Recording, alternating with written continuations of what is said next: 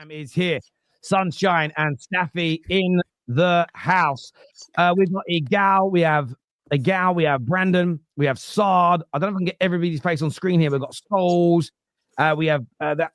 I'll switch some people out. If you're still backstage, or we'll get you on. There's like 3-4 people backstage, or we'll get you on. I just can't bring more than 10 on screen at the same time. KJ's buzzing. Cam is. United boys are. We'll go to Igal first. Igal, what went wrong today? 10 men for 60 minutes. Chances missed. A bad day in the office for your boys. First things first. I cannot complain about referees. Refereeing was terrible today. We shouldn't have gotten a penalty. Your player getting sent off. Your player getting sent off. I don't think it was really just, but fair. Referees went our way and we still ended up losing. We can't finish our goddamn dinner. Players like Kai Havertz, players like Leandro Trossard, players like all these guys, Raheem Sterling. I thought Raheem Sterling was all right, actually. Mikel Moreno, I don't know what he does. We wasted our time and money in the summer because none of those players we signed in the summer are giving us any impact. We signed a cup keeper and we don't even play him in the cups. We signed Raheem Sterling, who's not really giving us major impact throughout the season. He did okay today. Mikel Moreno was playing for how many minutes? I didn't even notice him. But the main thing today is Martin Odegaard missing the penalty. He's the captain. I don't think he should have even taken the penalty. Me and Souls were talking about it. You could have had so many other people taking it. Jorginho's one of the better penalty takers in the world. You should have had him taking it.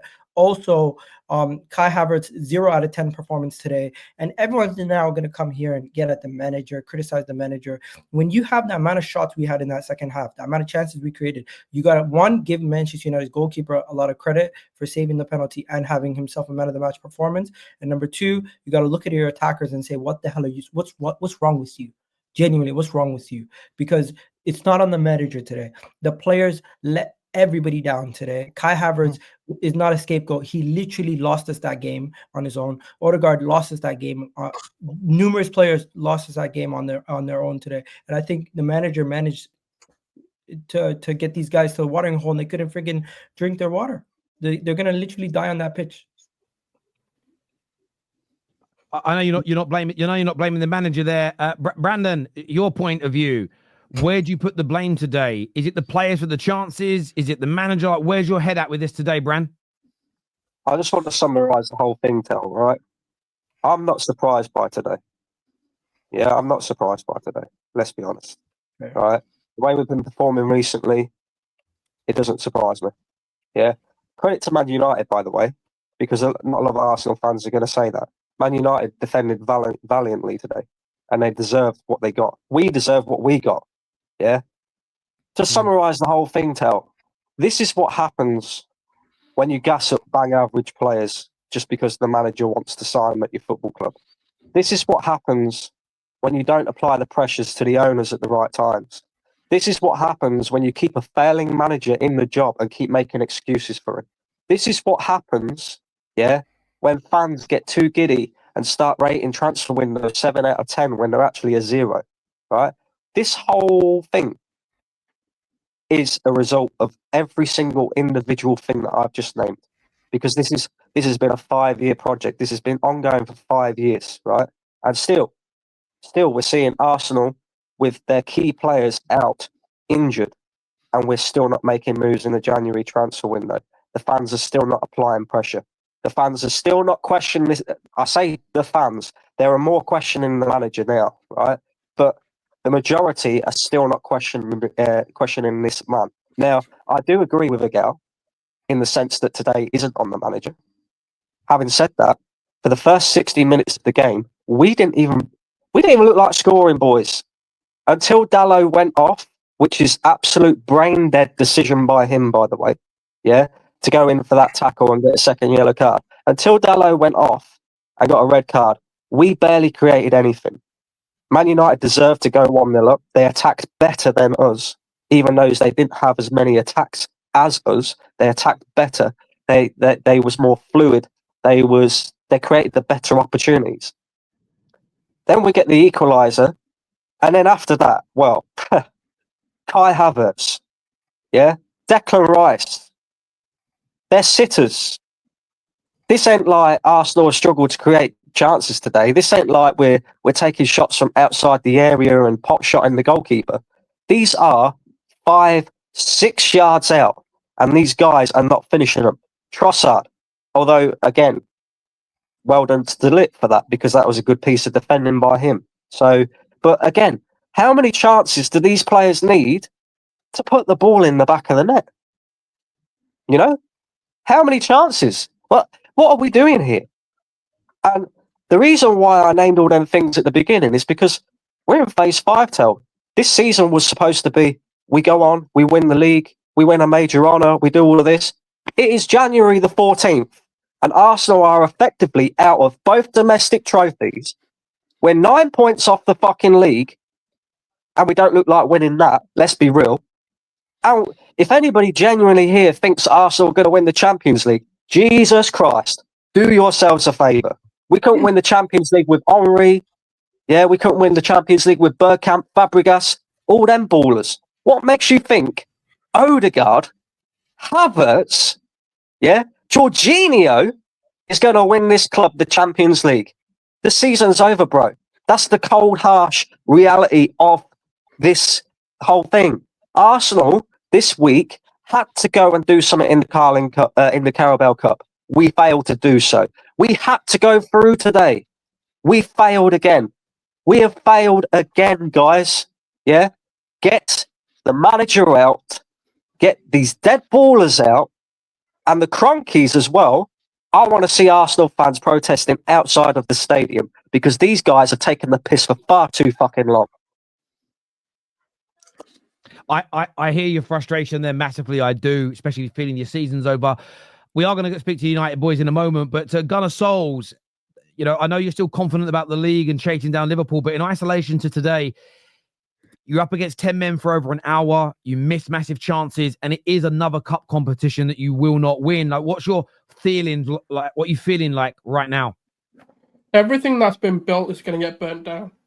Everything that they've done, all of their good work, all of this like project that they wanted to build, whether you want to put it into Arteta, the Cronkies, Edu, Richard, whoever, they're going to turn this toxic again.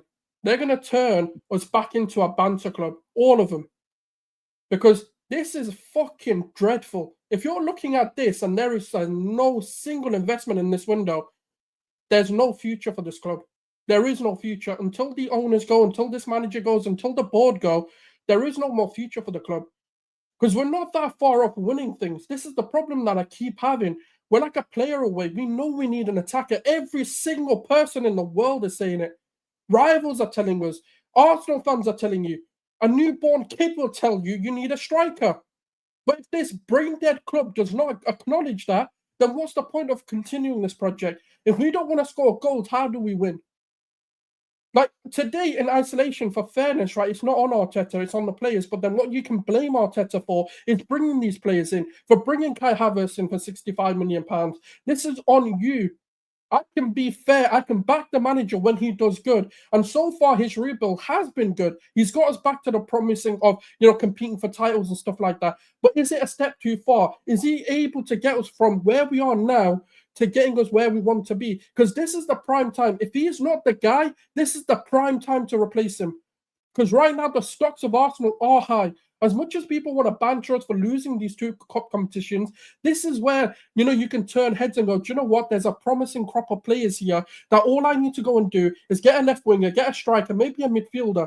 A manager can look at that of a top ilk, like in Inzaghi, for example, if that's who you want to go for, whether it's Zidane that you want to go for. I don't really care what name you want to put out there. Carlo Ancelotti is going to become available. Whoever it is going to look at that and go, there's a promising project here. But if we let this go on for too long, it's going to become an Arsene Wenger problem again, where the club goes toxic, everything at the club looks bleak, right? We can't get to that point again. If the owners truly want to back this manager, the board want to truly back this manager, now show us. Because we've paid our faith to you. We've done our dues.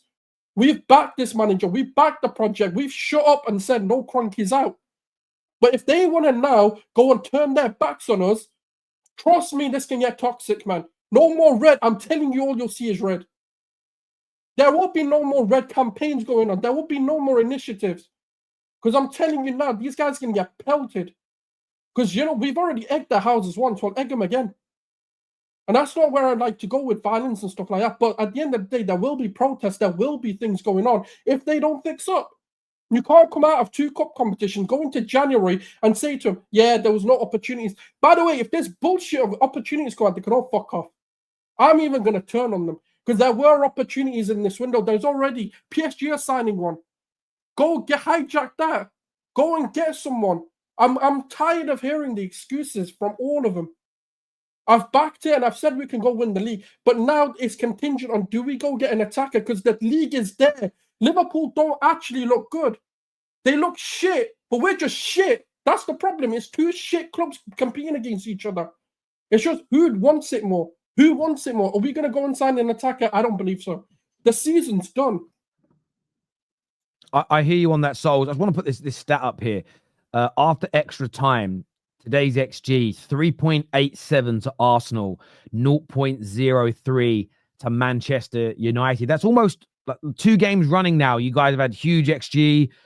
You can't put it in the back of the net. Dio, how do you fix this current problem? And is it time? A lot of Arsenal fans right now are calling for Mikel Arteta to go. Are you in that mind space? Well, you're calling for a manager to go who set up a tactic that gave us a 3.87 XG. Like that's what you're calling for. Now, I'm not saying he's the best manager. No. When you're missing from 1 yard, the manager does not coach a player to be able to put the ball from 1 yard in the back of the net. That's not the manager's job. His job is to coach the team to get them into the final third, to create the space and the chances. And anybody, a 12-year-old, will tap the ball into the back of the net from 1 yard away. Kai Havertz missing the 1 yard away shot is on the player. Declan Rice trying to head the ball, but swinging his head to the back. Look, you're a professional. Hold your bloody neck and head the ball down. What are you heading the ball straight for? Head the ball down. Make it harder for the goalkeeper. These type of things are where I blame the players, because the manager is not going to coach you to get to the final third. You've created the space. You know what to do. Now it's left to you to make a decision as a player where you want to place it. Are you placing it low and hard? Are you taking it to top corner? Are you heading the ball down? At that point, it's football intelligence. So the players today, they let us down because everything that he coached them to do gave them this opportunity to create this amount of chances, and they did not take any one of it. Kudos to Manchester United for playing very well. 10-men Manchester United, and we could not. In fact, this was a 12 versus 10 game. The referee was on our side. The ref was on our side. For the first time, I was like, you know what? We actually have the ref on our side. 10 men. We should be able to go on and win this game.